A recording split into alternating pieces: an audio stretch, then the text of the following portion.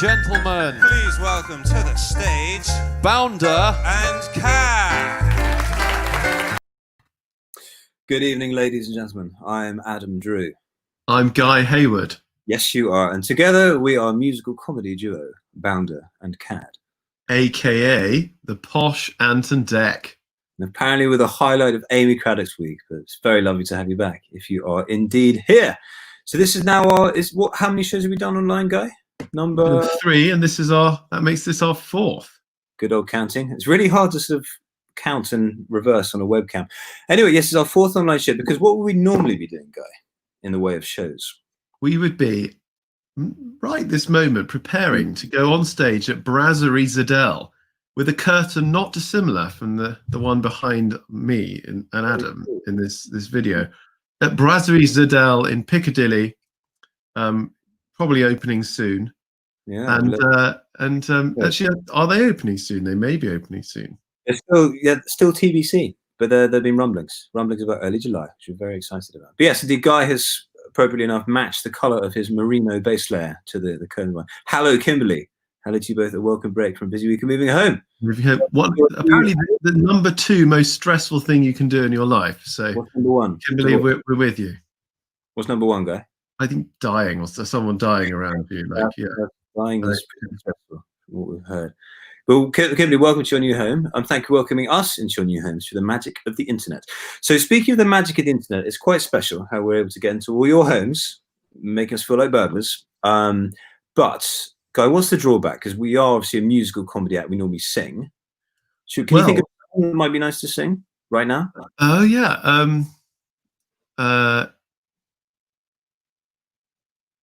My Bonnie Lies Over the Ocean. 1, 2, 3. My Bonnie lies over the ocean. She's going to stay over the ocean at that rate. And good evening, Diana Brooke. Very lovely to hear from you. Oh, Diana, I've actually been there. No, I've been there. I've seen the sign. I was on an Anglesey pilgrimage. If that's it, I hope I've got the right place, because it might be the second most long name. I think I trust that's probably spelled. And hello, Marilyn Wright. Hi. Wow, you're a postie. That is a key worker. A key worker. Very glad of you guys. Frontline, if ever there was one. Yeah. So as we've just demonstrated with that hideously out of time singing live isn't so easy. But luckily, what have we got, Guy? Well, we have some amazing song videos for you. Amazing, the best we can do. Exactly. That's a good point. Good evening, Carol Bell. Ring a ding ding. So yes, this clip which you're about to see used to be our show opener. We haven't actually sung it for a while. And this recording you will see was recorded at not Zedel, where we normally perform, or we used to normally perform. It was performed at a place called the Pheasantry, which is part of a famous chain of restaurants. Ooh. Isn't it, Guy? Which one? Oh, yes. Pizza Express. Now notorious. But no, this is the Pizza Express on the King's Road, built in this very beautiful, I think, Georgian house with a courtyard in the front. It's all very impressive. Anyway, it's an iconic club. Lou Reed played one of his early gigs there. So did Queen. Eric Clapton lived in the studios upstairs with Jermaine Greer. All sorts of mad stories. There was a ballet dancer involved, wasn't there? Some kind of... You're bang on, guys. So Eric Clapton, I think, was living with... Oh, no, sorry, that's even earlier. Eric Clapton. Model, it was like 19th century, wasn't it? Something to do with Russian? Yes. Oh, hello, Didi. This is very exciting. Didi Nussmeier put me up, as it were, and put up with me. When I was on a choir tour in 2012 of California, we were the first Oxbridge choir to tour to Las Vegas. Along that route, we stopped off in where was it? San Diego? Didi, remind me. So anyway, Didi very kindly welcomed me and a fellow baritone called Lawrence into her home. So very nice to see you. And hello, Rebecca. And thank you, Colin, for the Durham greeting, because we love Durham. Neither of us have stayed in Colin's house, but we've never been invited. Which sounds really passive aggressive. It just hasn't happened. So no, should we do the song, Guy? So this was recorded in the Pheasantry, where we used to perform. And what kind of a song is it, Guy? It's a cautionary tale against the perils and pleasures of midweek drinking. Now, we hope you're getting up to some of that. Today is a Wednesday after all. Hump day. Pour yourself a glass, ladies and gentlemen. And Nigel, producer Nigel, please roll that clip.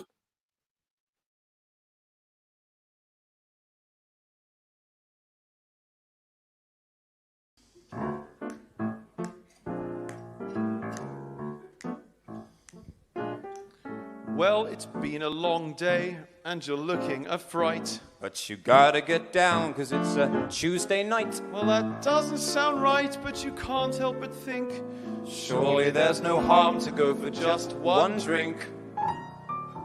Your buddy says, I'll get the beers. no, I will, you insist, though you're sure he owes you from the time you Last last got Brahms and Liszt. So you'll ask him for a cocktail next. This cycle could get vicious. But as the rounds roll on and on, the cycle's just delicious. So you've had a caipirinha and some sling involving gin. Then you get another inya and the Moscow mules kick in. But you feel tip-top, you're ungrateful, you haven't had that much. Although the bill might not be shared, your courage has gone Dutch. The drink is drunk, but I'm not even tipsy. I'm sharp as a juke, but I swing like a gypsy. I'm purring, not slurring, as smooth as a mink. So hashtag carpe diem. Let's have just one drink. You're sweating, but goodness, your Guinness is cool. You pull out your 50p piece to play pool. You're sinking those balls in extraordinary ways, till you knock your mate's Merlot all over the bays. A pretty girl gives you the eye, her smouldering looks could blind you, till it transpires she's looking at the TV screen behind you. But every girl looks gorgeous, so you keep on making passes. 'Cause never mind beer goggles, you've got rosé-tinted glasses. Go and admit it. You're merry, you're squiffy, you're spangled, you're sloshed, you're Jeremy with nailed Hieronymus boshed. You're Bacchic, you're fit-chased, you're pretty crown and anchored, you're Glasgow'd, you're Yeltsined, you're really working fankard.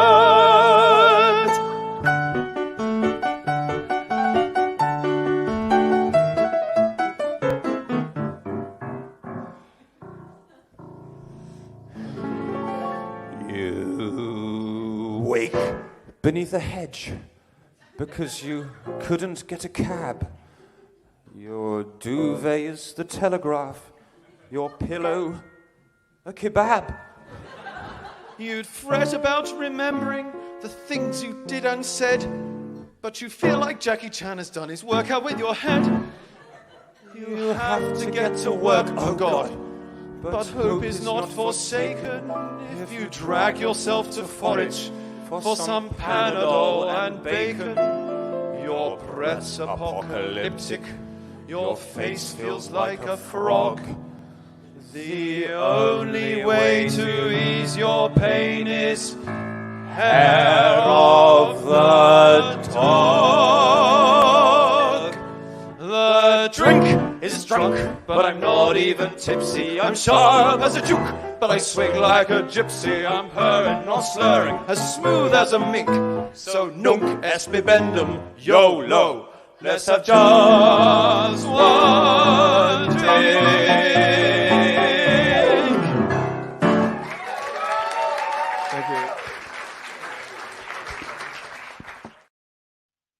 I'm certainly not sure about that one. Because I'm starting to see why we've dropped that from the show. Go, what's your feeling? Not fishing. My feeling is it goes on about sort of 30 seconds too long.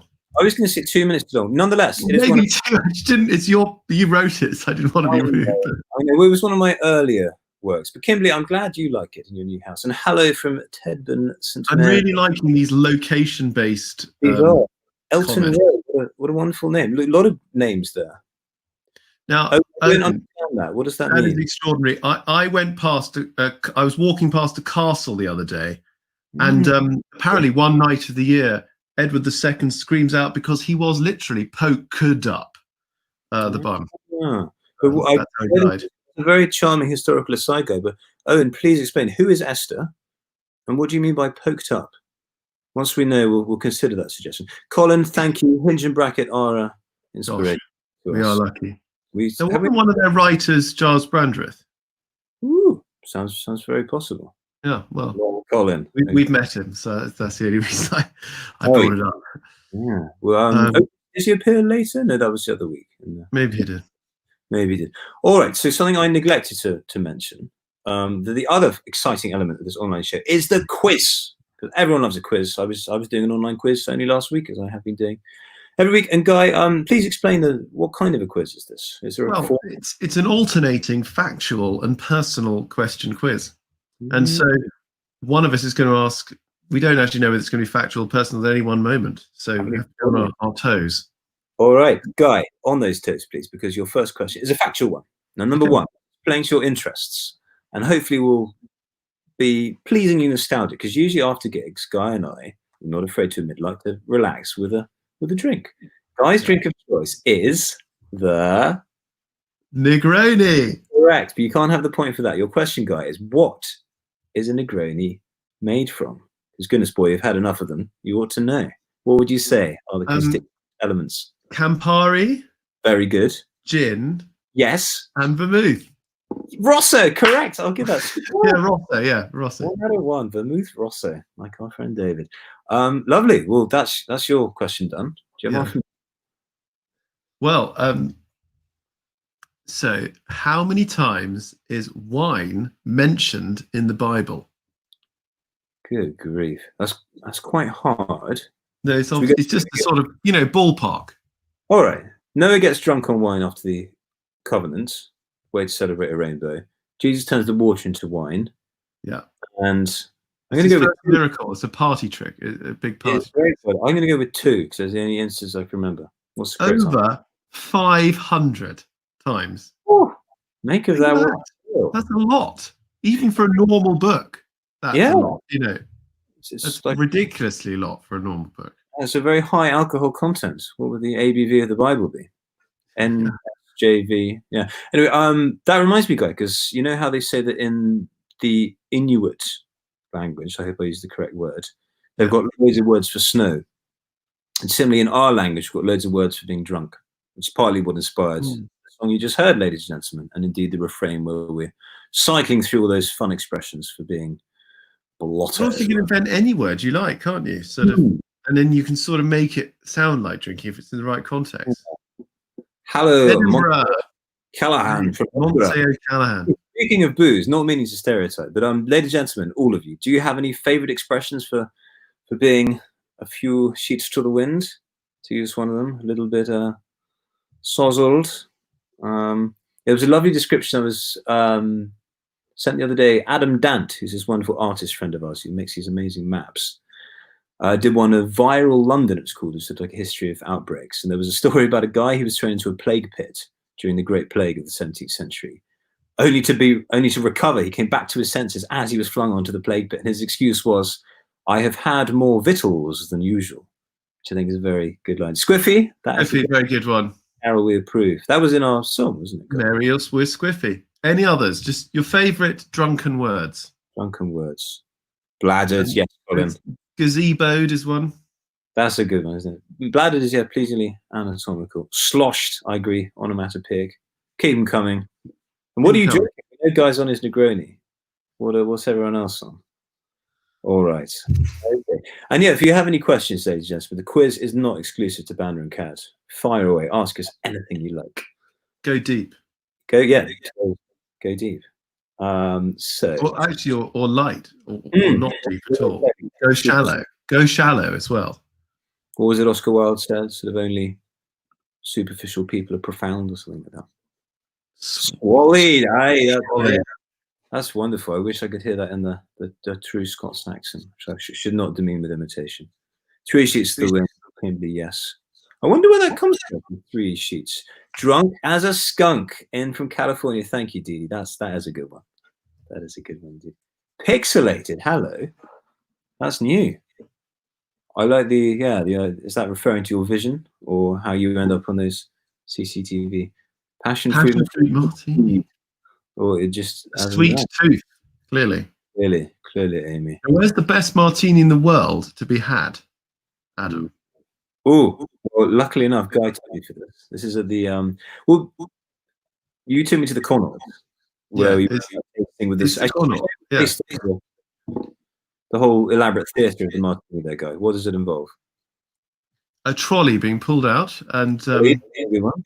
then you get to choose between your different types of gin, and one of the gins is a gin that they have sourced from 10 years of research.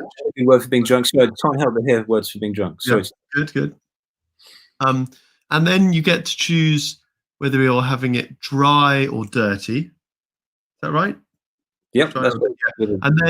And then there are 5 essences to choose from. So and they're sort of pipette like things in those brown bottles, and it swirls around the glass, and there are things like bergamot and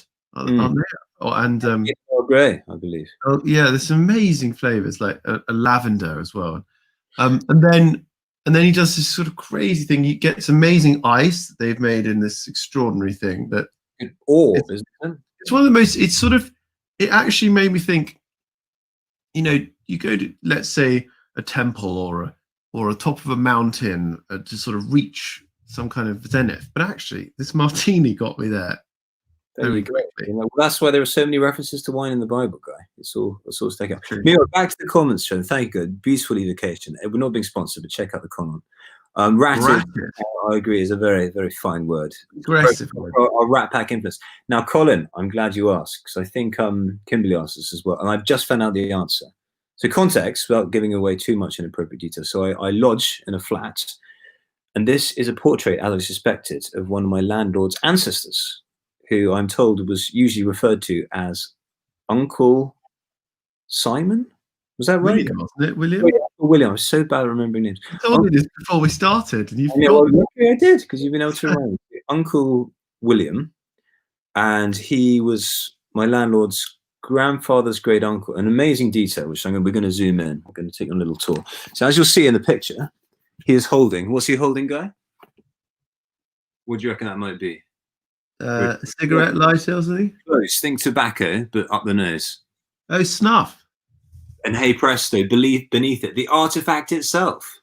That's incredible. Oh, cool. So that's your little bit of art history for the evening. Have you ever had snuff, Adam? Is it legal? Yes, I have. I think it is legal. I'm not afraid to say. I've had it 2 stars. Oh, right. You had that pipe, didn't you, Guy? I've had Amazonian chape, which is actually really powerful snuff. Yeah. Thank you very much, Vaide Farzani. That's a great comment. Almost as intelligent. There's many consonants as in your name. The snuff. Sorry, Guy. It was a bode. It was like that shape, and there was a pipe, and you blow it into the other person's nostril, and it sort of hit you in the back in the brain. It was extraordinary. Wow. And the one I've just tried regular snuff. I can't remember the word. And the second one was Swedish snuff, which is called snus. Which is Kimberley, I'm glad you like Uncle William, and a pleasure. But Uncle William, if he went to Sweden, might have tried snus, which looks like a tiny tea bag which contains the snuff, and rather revoltingly, you put it on your gum.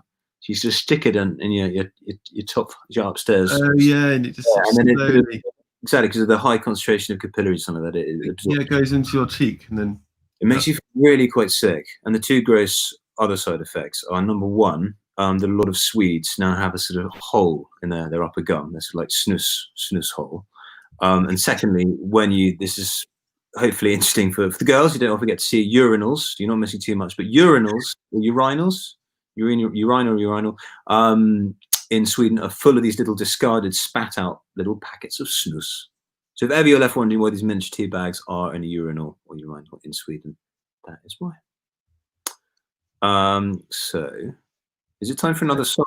I think it's time for another song. And I think this needs a little bit of setup in case anyone is joining us for the first time this week. Guy, tell us about that old series this is part of, this next number. Oh yeah, well, we did a little series.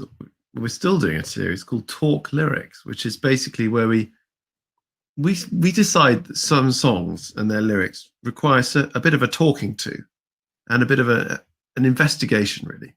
Exactly. In fact, we were sort of doing that only today, because Guy and I have been contemplating doing a sort of rock and roll parody inspired by the passing of the late great Little Richard. I meant to tell you, Guy, I discovered that Tutti Frutti his iconic jump around, jump and jive number. The original words went as follows: "Tutti frutti, great booty." Apparently, but it was Very good. at the time. So we're going to be reclaiming. We have a rhyme with booty in it, don't we? In one of our songs. We do. Is it with beauty? Yeah. That booty. It's in. It's when they win the prize in Heads and Tails. Good. Yes, but the booty is greater than gold. Exactly. Anyway, so it's time for that song. So this one is looking at a number by someone who I think is fair to say certainly took a few tips from Little Richard with his extravagant stage persona and acute showmanship. Roll the clip, please. Play. You know what I mean. You don't have to be beautiful to turn me on. You don't have to be beautiful to turn me on. Is this adding to the Joe Cocker debate on beauty subjectivity? Or is Prince just trying to tell us that he's got really low standards? Jumping the gun again, pal. Look at the next line. I just need your body, baby, from dusk till dawn. So it's your body he's after, and your boudoir stamina. Indeed, he helpfully wraps up the take-home point in the song's final line. He just wants your extra time and your kiss. Thanks for watching. Do subscribe. And comment with any songs that you think need a good talking to. Bounder and Cad. Lovely hearing the rumbling of Stockwell traffic in the background there. But we really mean it. If there are any songs that you think, as Guy was saying, need a bit of a talking to, let us know. And meanwhile, to catch up with the comments, shall we, Guy? Amy. My goodness. Wow. Are there any Ofsted guidelines on whether or not it's okay to take snuff in front of your students? I wonder. What museum was this? It's quite severe. I mean, it has a severe effect if you're not used to it. Well, how the effect it had on you, Guy? Was it sort of lightheadedness? It sort of focuses the mind. You just feel that you're it's very stimulating, and you just feel zing, like you're on. It's like a very, very intense version of coffee. Straight. We should do that before these shows. Yeah, no, it's very good for that, actually. There we go. Okay, two more. It's not streaming black snot, and that's not so good on stage. So, Amy, I'd love to know which museum it was. Dee Dee says, is that chewing tobacco? No, different, I think, because it's just snus, where snus stays in this mini tea bag on your gum. Whereas I think tobacco, yeah, that's slightly more. The small loft hatch, yes, you have to look at it for a long time when you're watching these videos. But there it is. Is the perspective deceiving, or is it truly man size? Or is it more leprechaun size? No, it's about sort of half a man size. It's quite good. Well, Guy, there's no leprechaun, unfortunately. There are some things that I will reveal over time up in that. Right. Massive tease. Well, sorry for interrupting. I was going to say, just as I revealed the close-up on the snuff box, we'd like to offer a little close-up on your hatch, or do you want to save that for another time? Close-up on the hatch? It is very boringly just... Keep him wanting more. Yeah. But I think the reveal of the perspective could be really thrilling. But never mind. Amy said, Samuel Johnson Museum in Lichfield. Excellent. I've never been there. I'm sure Austin would be horrified. But you know what? I think that means that all of your students will never forget the Samuel Johnson Museum in Lichfield. And I imagine there was some sort of context to take it. It wasn't just that the museum attendant was into it. Was Johnson into snuff? Let's find out. Speaking of Johnson and sniffing things, I was reminded the other day. Questions for each other. Sorry? Speaking of Johnson and sniffing things, sorry. Yes, sorry, I was going to say, when our current Prime Minister hosted Have I Got News for You, I believe he declared the fact that he had once sniffed a less black and rather more white substance, and said, it was very embarrassing. I sneezed. So that was another Johnson sniffing things. Or a closer look. Yeah, yes, we could do that. Yeah? Your wishes are command, Kimberley. Here we go. Oh, we've lost your audio. Oh, he's unplugged his mic. I'll give the commentary. So as we see close up, gone a bit out of breath. Some gold, some pointillés work, some sequins. What do we think? I wouldn't personally chosen that myself, but it certainly adds a lot of colour to the scene. Hope we get some audio again. Guys, your mic back in. Guy, we've lost your audio. Back on now? Thank you. Well, I felt There we very. go. It gave me a very sharp reminder of why I love being in a duo, because it's just not the same. One voice rather than two. Yeah. So, have we covered all these? And what's been very nice about the comments today is more conversation than blunt questions. But ask us some blunt questions if you'd like. But speaking of blunt questions, the quiz continues. Are you ready for question 2? Oh, yeah, sure. It's a personal one. Number 2, if you could be any prince, which would it be? Quite open. They could be fictional princes, real life ones. It'd probably be some kind of Arabian prince. I like it. Well, there's a current prince called Prince Jordan of Prince Ghazi of Jordan. Ooh, let's hear about him. I'd quite like to be him because he's an immensely intellectual man, but is able to sort of use his intellect to actually effect change. And he's actually I don't want to be this. I wouldn't want to be this, but he's head of the de-radicalization program of. Actually, I probably shouldn't be talking about this. I'm not sure. No, this is confidential. Once again, have you met this guy? No, but I know of him. Mysterious. I like that. That great answer. That is very specific. She's always encouraged. Okay. Well, before you ask me your question, I'm going to give you 1 out of 1. That was a very good answer. Kimberley says she much prefers Jackson Pollock, but that is beautiful. It's funny you mentioned Jackson Pollock, since we're in the quiz mindset, because I was doing this online quiz last week. The question was, which artist was known as Jack the Dripper? And I misheard. I thought they said Jack the Ripper. And I was being really adamant. I was saying it's Walter Sickert, who was a Victorian painter who is widely suspected of having Jack the Ripper. And my team members over Zoom were disagreeing with me. They're like, no, wrong period. I was like, of course it is Jack the Ripper. No, Jack the Dripper. So don't confuse the two. Sallyanne and Carol, actually.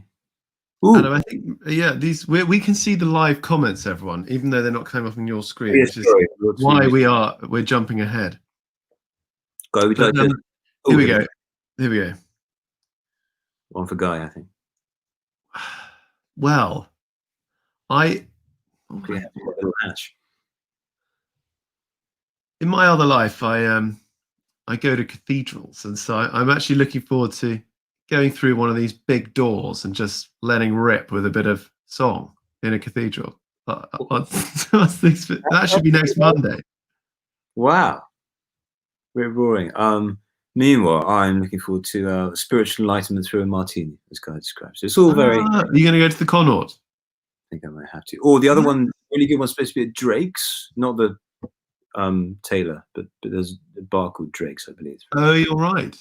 Sallyanne, the wealth of material around at the moment. What is the subject? Your latest material masterpieces. A word I resist using myself, but but loves hearing from others. But since yes, as teased last week, we've been working on a rap. Because it's my increasing conviction that I know obviously it's sort of much maligned some of the less savoury elements of rap, but I've been looking into it.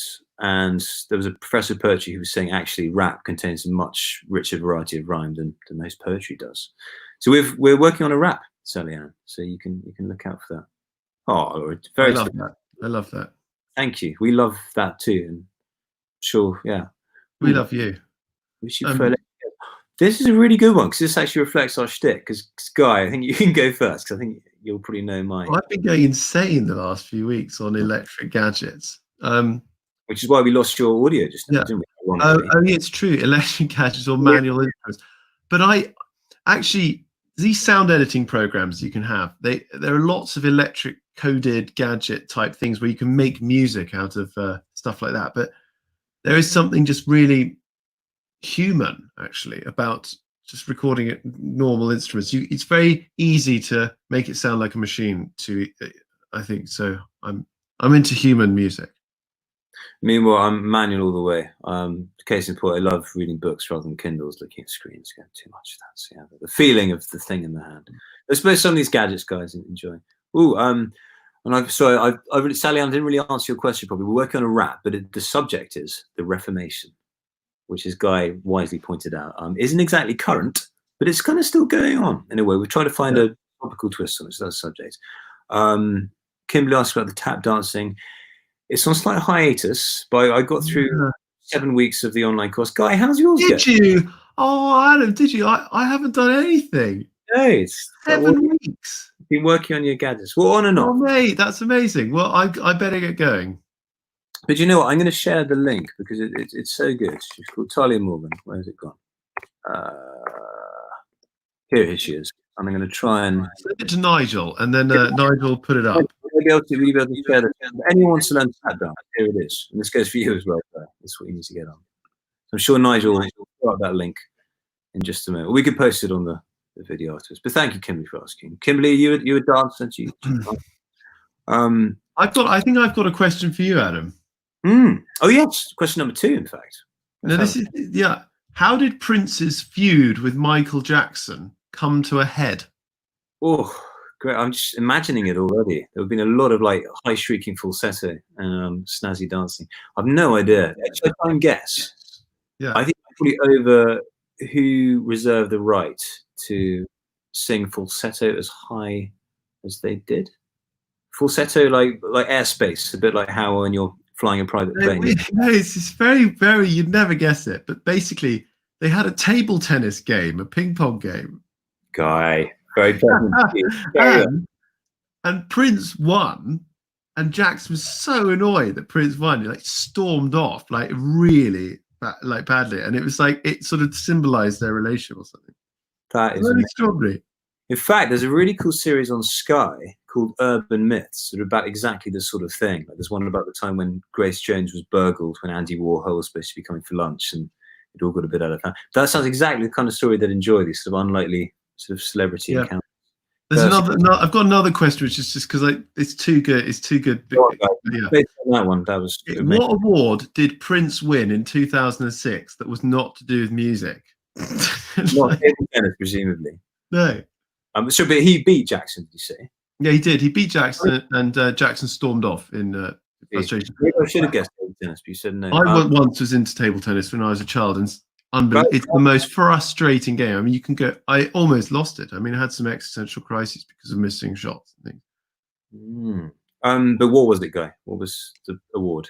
Peter's sexiest vegetarian of 2006. He entered the same conversation. Okay, ladies and gentlemen, I know what Guy's trying to get me to mention. Number one, Guy should casually mentions he used to play table tennis. He was a national standard player. Is that not true? It was almost true. I missed a smash in the county finals, but that's well on the path. I was pretty close. He used to play with his brother, his younger brother. They had these extraordinary sort of Forrest Gump style. Yeah, and secondly, Guy was also nominated as Britain's sexiest vegan. No, I entered for it. I didn't get past the first round. I was nominated for Britain's sexiest. Okay.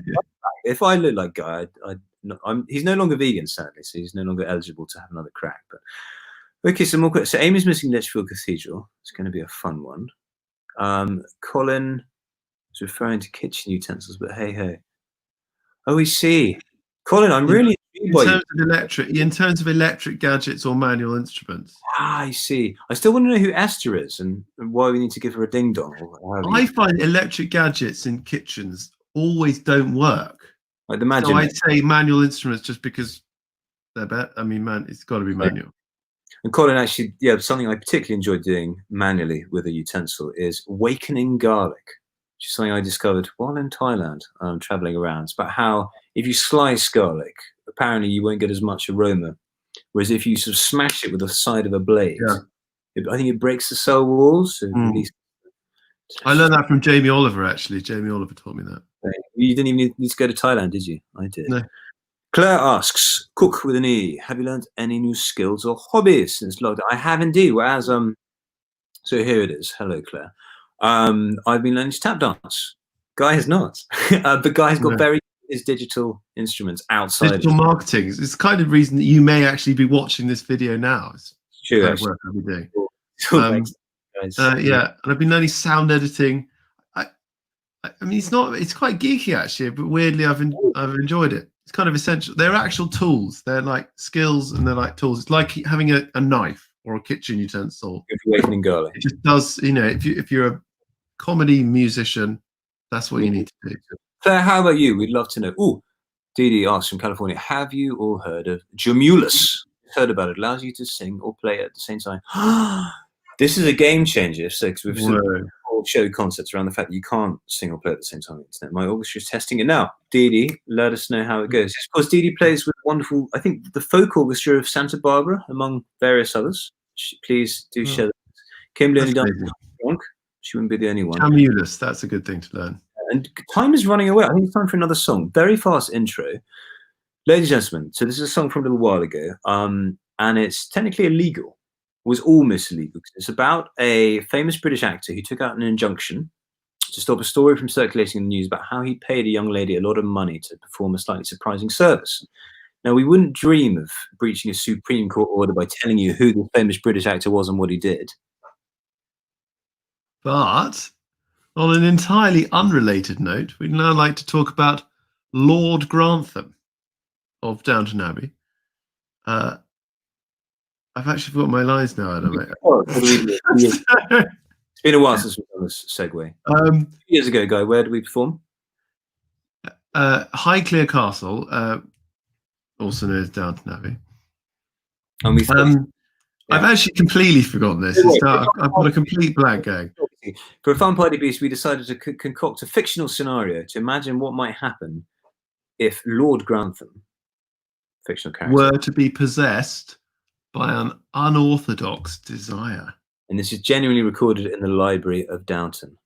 Let's have it, please, Nigel.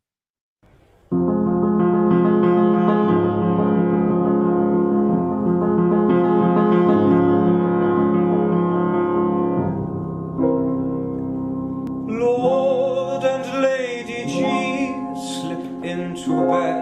She sighs. I'm pooped, blow me.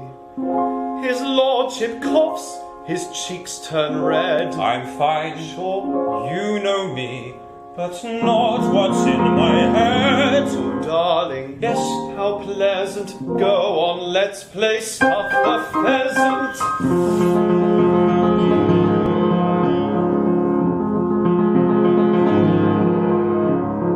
one should not admit one's deep desires. They drilled it in at Eton.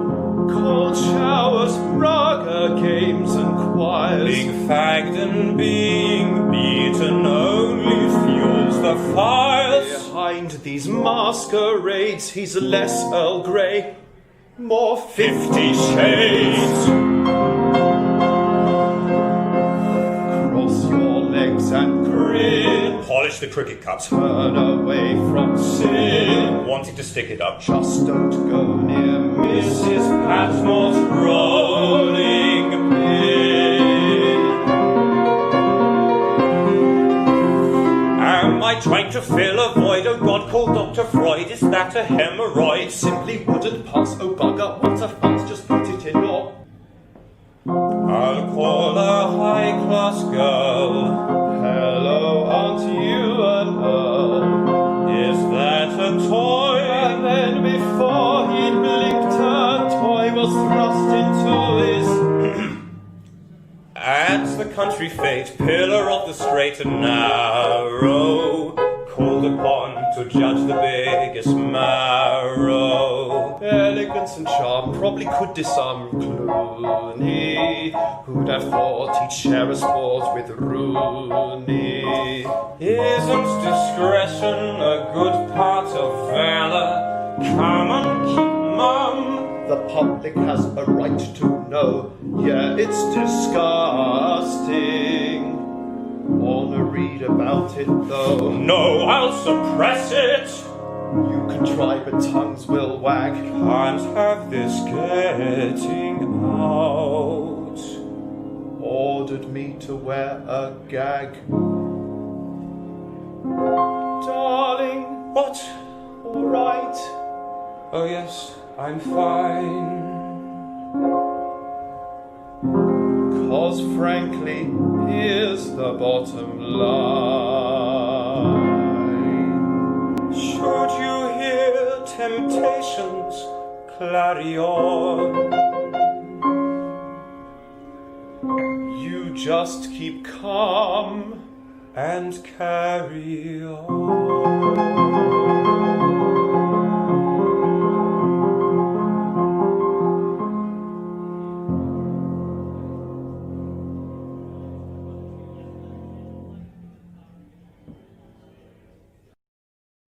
A tragic tale.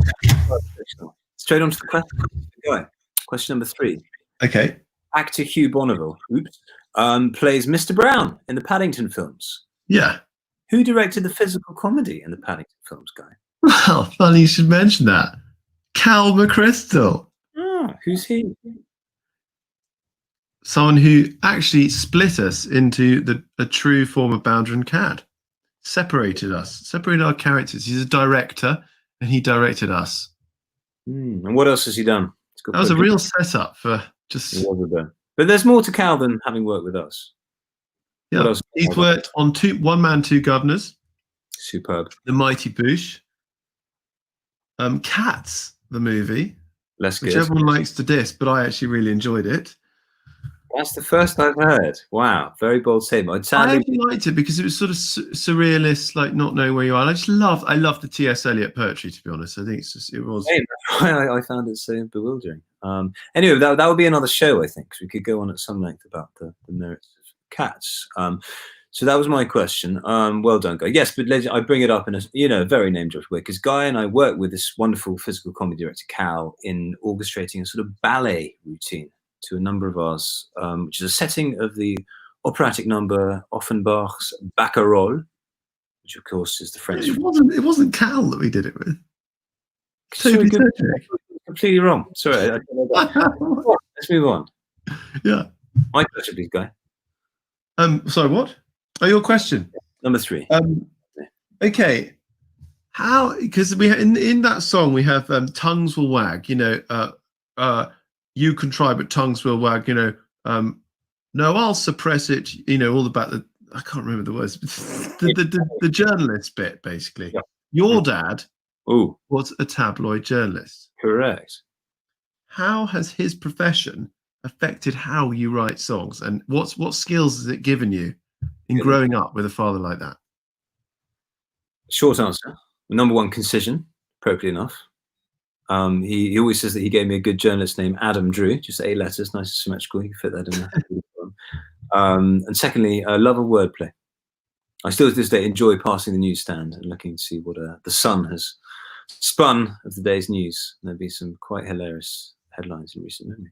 But I think one of your superpowers actually is you tell Adam the story of what's going on, the news story, and he has to guess the headline that's actually been the one on the news, and he gets it right quite a lot of the time. Not every time, but a bit more than you should. It's a fun game, and maybe we could play it one week. Ladies and gentlemen, do feed in suggestions. But one of my favorites, just to give you an example, a story about some gangsters hiding out in Holland. What's the headline? Reservoir clogs. That kind of level. Great. So we've finished our questions. Nigel, have we got any pressing questions from our audience? Any responses? Ooh. Oh yes. Well, yeah, because I do make this thing about Dr. Guy Haver, which I'm actually slightly embarrassed about now I've done it, and I'm stuck with that handle. But maybe I should be proud, but maybe I don't know. Maybe it's about whatever. I am a doctor of. Well, I was examined by a non-linear physicist and an musical anthropologist of Indian music. So those are my 2 examiners. So it was a very strange PhD. It was looking at synchronization of choirs and people singing. Synchronizing music is rather appropriate here. Yeah, exactly. And they've done from an anthropological survey of all the singing traditions in the world, and also the science of rhythmic entrainment, how we get in time with each other. It's quite complicated. It's amazing. PhD, I suppose. We get messages saying, Banu Cow, we're really enjoying your music. Guy, we loved your PhD, by the way. Reading about those migration swallows. Flocks of starlings and schools of fish and how they move as one. Yeah. Well, it's all very helpful for being a musical comedy duo, I would suggest, would venture. Lovely. All right. Maybe time for another song. Little bit of intro here. This one, again, is quite far back in our back catalogue, but it pertains to a TV show. Now, I was erroneously saying earlier that the wonderful Cal McChrystal helped us learn a dance. That was incorrect. That was actually Toby Cedric, who trained at the same clown school in France, but that's another story. Cal McChrystal did help form the duo Mel and Sue, who we remember very fondly from that iconic cake-based TV series, The Bake Off. But, Guy, we had a bit of beef with this cakey series, didn't we? So what changed, and what was a change, wasn't it? Yeah. I mean, this blanket. Yeah. Who were the two-star? The two pastry officials. Paul Hollywood and Mary Berry. Exactly. When Bake Off began, like some people said, it was original and best. We had Paul and Mary, but then of course it moved from the BBC to Channel 4. So we thought we'd dramatise this. And what opera duet did we use, Guy? Well, what do you think we used? Obviously, the flower duet. Well, flower is spelt flower. Nothing to do with spelt flower. Here it is. Roll the clip, please, Nigel. The libretto begins with the stage directions. Mary Berry spots Paul Hollywood in a wooded glade eating a cake, which he quickly hides behind his back. Ah, Paul Hollywood, you great silver bear. What is that you are munching in those big beardy jaws? What crumb are you crunching? Come on, tell me what treat you have brought to share. Ah, Mary Berry. What this? Oh, just a bit of Bakewell. But I bring a recipe that we would make well, and it's sure to yield us oh so much dough.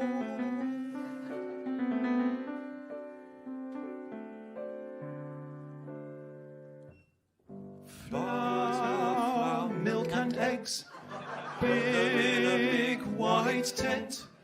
Recreate the 1950s, but of course without the awful food. Posh and scary, old-fashioned gram, hunky silver fox, Cheshire gent. Keep it nice and wholesome, yet somehow still extremely rude. Get the nation all hot and flustered. Carry on injecting custard. Then the drama take to tasker. Baked Alaska.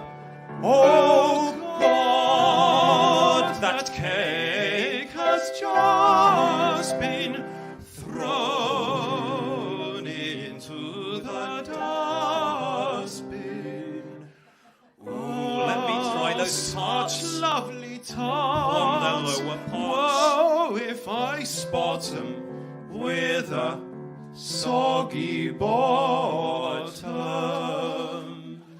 See all those soft flowery baps, taste that flan so moist. Ah, that rapture that none can fake, the joy of cake.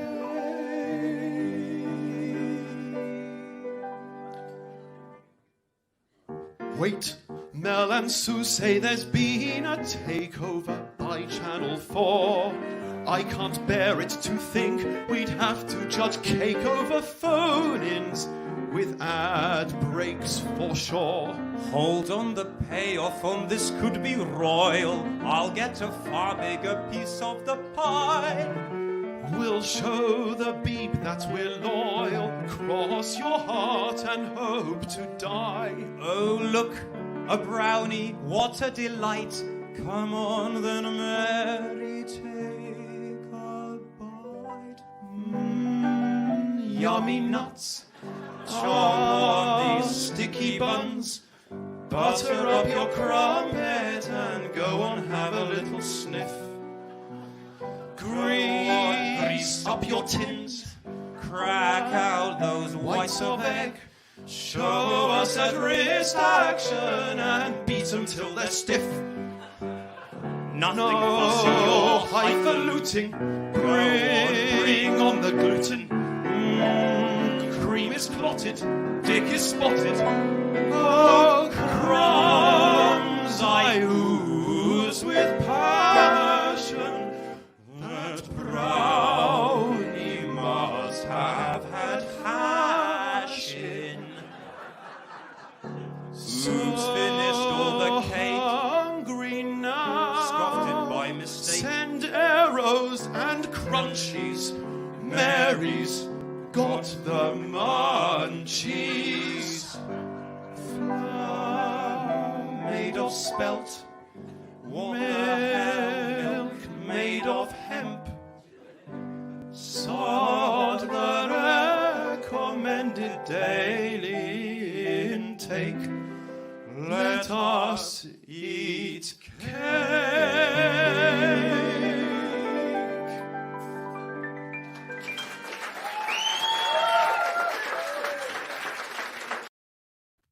As made famous by the British Airways commercial, that was The Flower Duet, as performed by Bounder and CAD in the Pheasantry, as you may have recognised during our strange little roll neck phase. Don't know what you all think of that look. Do you miss Adam, the roll? was that your classical FM impression? You got me there. Very good.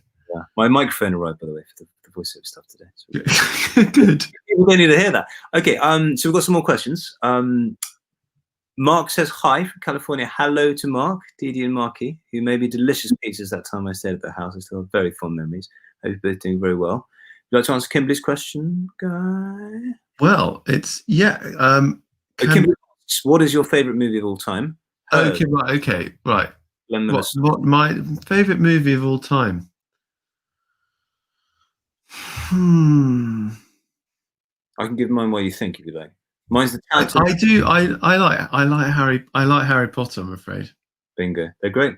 Anyone in particular, or just the whole franchise? I just like the whole franchise, just the whole thing. Brilliant. Just give me anyone. Anyone. My favourite is The Talented Mr. Ripley, the Anthony Minghella film based on the Patricia Highsmith novel of the same name, starring Matt Damon, Jude Law, Gwyneth Paltrow. It's so good. Mainly because there's a wonderful musical moment in a basement in a jazz club where they all sing Tu par Americano, which is a song that Guy and I last summer at a wedding in Tuscany. Next question. Colin asks, regarding Nigel, you were bang on that. Perfect time, by the way. Regarding musicians of all genres, who is your guilty pleasure? Jason Derulo, we have mentioned in previous weeks. Akon, who guys saw live. I quite like Muzak, sort of like light music. What was he called? The guy who wrote the Grandstand theme. Bam, bam, bam, bam, bam. Yeah, Keith Mansfield. So yeah, I like sort of schmaltzy. Well, I'm listening to a song at the moment over and over again. I don't know why, particularly. It's called Kings and Queens by Ava Max, and it's got like over 130 million views on YouTube. But it does feel like a guilty pleasure. And I'm so embarrassed about it. I actually put it in my earphones so that the people, my girlfriend, her son doesn't have to listen to it. It's very embarrassing. Massive reveal, by the way. But no, Ava Max came up in the pub quiz last night. So and you sent me that song the other day ago, but I failed to listen to it. So more fool me. Kimberly can imagine Mary Berry out of her head on hash. Dee invites me back to California. Thank you very much. Can I bring Guy? He sort of comes a pair. And Dee Dee's favourite film is The Princess Bride. Funnily enough, I was often told I looked a bit like Cara Ewells, and when I was on that same California tour, I kept being asked to say, "As you wish," which I think was his catchphrase. All right, Go. We haven't got long. Actually, I feel that's almost. We need to do our questions. There. So, Guy, your final question in my quiz to you: what was your most memorable birthday cake? Again, angling quite hard for. Oh gosh, I really. Do you want a clue? Venice. Oh yes, yours, the one you gave me. With my your then girlfriend. He's very thoughtful. This is actually when Guy was Britain's sexiest vegan, or It was in Venice when we were performing the world's earliest opera in a building that looked like a piece of blue Stilton called the Santa Maria dei Miracoli, and we went to the fruit market each day, and Adam, for my birthday, bought every single different type of fruit and turned it into this kind of pyramid structure of a cake, and it was like hundreds of pieces. Like, I don't know how long it must have taken. And I came in, I thought that is the most ingenious and frankly sort of louche and debaucherous cake. It was kind of like a backache. That's it, because this was when Guy was vegan. He couldn't have standard cake, so we thought, oh God, Italy is not a very vegan-friendly country. So we made him a fruit cake out of fruit, which is also a pun. Anyway, well, glad that was your. I'll give you the point for that. My final question, please go. Your part of the question, well, is have you? Wait a second, I've got to get it up. Have you ever cracked out whites of egg or injected custard yourself? What's your most successful cake making session? Well, I think it was in Venice constructing a cake. No, I mean, come on, with the whites and the. Actually, yes. One year I decided to make my own Christmas presents, and I followed some recipes I found in a newspaper magazine that taught me how to make biscotti, also cantucci, which taught me the fascinating fact that biscuit means twice cooked in French, and same with biscotto, because you have to sort of bake them once and bake them again, and they were very hard. They weren't very good. So, but that is my only and probably most successful thereby attempt at making cakes. Colin's saying good night from Durham, which is maybe our cue to finish, but you're right. You're not wrong, Colin. We're wrapping it up. Well, thank you very much, everyone, for tuning in. Do keep commenting because we do look at them. Please subscribe to our channels, but presumably we do already. And if you'd like another, we'll be back next week. And sadly, we don't have time for the encore, but I think we're gonna leave you wanting more. Let's hope. For now. Any Thank you. closing? Actually, yes, a closing thing. You will have noticed in our flower duet video that we have a wonderful pianist called Ben, and he is one of the best pianists at improvising that you could come across. And we may be showing one of his videos next week. Nothing to look forward to. I just saw a comment saying today's been pretty rubbish. I was like, sorry, I try my best, but no, but it's, I think, great. Thank you, everyone. It makes you feel better. Michelle is sending you some hearts of love. And thank you, Rebecca, for tuning in. Thank you, everyone, indeed. See you next time. Time for the outro, please, Nigel. And good evening and good night. Thank you. Bye.